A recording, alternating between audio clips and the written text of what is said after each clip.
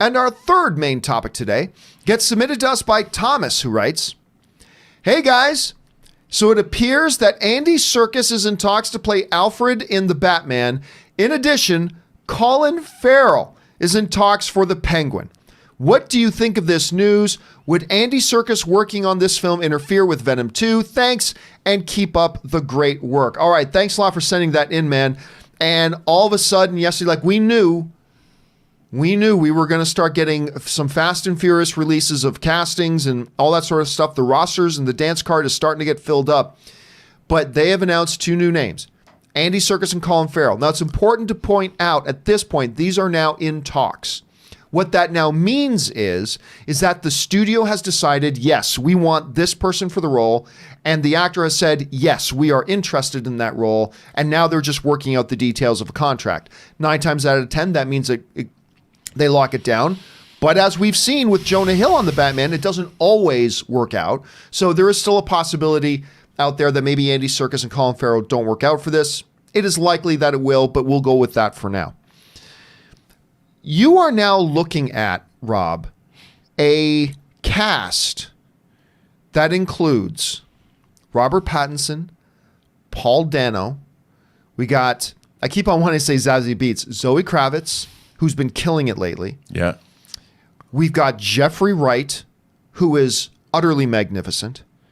Now adding Colin Farrell, which if all you've ever seen of Colin Farrell is Daredevil, okay, maybe you've got to think. But if you saw him in Saving Mr. Banks, which I contend he deserved an Academy Award nomination for. If you saw him in Bruges, which I contend was an Oscar-level kind of performance.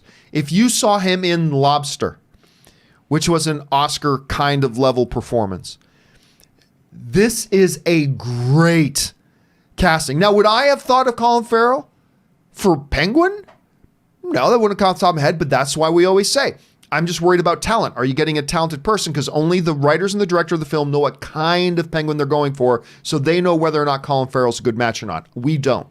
But they got a really talented guy. And I love me some Andy Serkis. Andy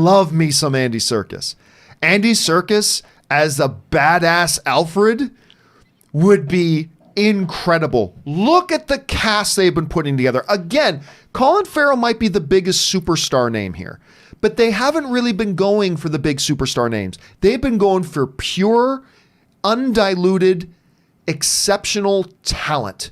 And that gives me so much confidence about what their philosophy regarding this movie is, dude. And like, if these two work out, I cannot believe how much, and remember, it's not just the names that I'm excited about. I'm excited about what this tells me about the mindset of the filmmakers in putting this film together and how they want to approach it. That's what excites me. That's what excites me about this. So I think this is absolutely phenomenal, incredible. Rob, you heard this. I don't know. Am I getting a little bit too worked up about this, or how do you feel about this news? Hell no. I think more than anything, it speaks to the script. Right. I think these actors didn't all agree to sign on this movie because it's just Batman. I think they all needed to read the script first, and they've all been impressed. That's why they're getting this. I mean, look, how we joked about this film. How long did it take them to pull the trigger to make this movie? They were working on the script. I think we're probably, at least judging by this cast, we're going to get something pretty special with this. I think it's going to be very different from what Chris Nolan did. I think it's certainly going to be different from what Tim Burton and Joel Schumacher did. I think we're in for something pretty cool with this movie. I don't know what that is yet. But by and look, you talk about Colin Farrell. Can I just talk about Michael Mann's Miami Vice, where he came and played Sonny Crockett? I'm a huge fan. By the way, I think he did a great job. He was great. I'm a huge Miami Vice fan. A lot of people are like, I love Michael Mann's Miami Vice. Can you make that sound again? A little penguin there yourself. No, I loved Miami Vice. I love Jamie Foxx as Tubbs.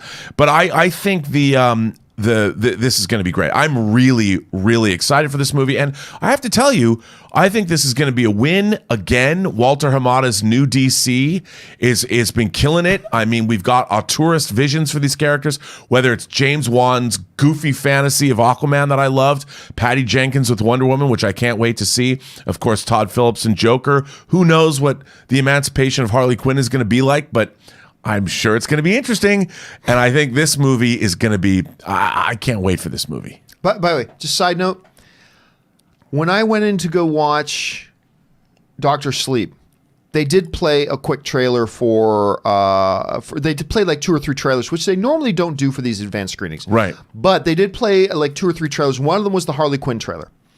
I have not liked the Harley Quinn trailers. I will say this: seeing it again, I don't know what changed, but I didn't mind it as much. Right. I'm not saying I liked it, but I'm saying, I watched it again and I didn't mind it as much. So we'll see with the role that DC's on right now. Something just struck me, John. King Kong versus Godzilla is a Warner movie. Yes. And then you've got Harley Quinn coming out. You've got Wonder Woman 84 coming out. So the first half of 2020 for Warner Brothers, they've got some genre films coming out. And we haven't seen a Wonder Woman 84 trailer. And that comes out in May. Right. I think that Warner Brothers might be beginning a coordinated push for their genre movies because they all appeal to the same audience. I think maybe we're going to see the spigot of promotion turn on in December. So we'll probably see a Wonder Woman trailer. We'll get a Godzilla versus King Kong trailer. And they're really going to push because they know for the first half of 2020, they got Comic-Con fan-related movies coming out. So maybe they're doing something coordinated like that. I don't know. A question here is, guys, what do you think about the possible additions here? And it looks like it's going to happen of Andy Serkis and Colin Farrell to a cast that already includes Paul Dano, Jeffrey Wright, Robert Pattinson, Zoe Kravitz. I mean, this is becoming almost silly at this point. What do you guys think about it? Jump down to the comment section below and let us know your thoughts.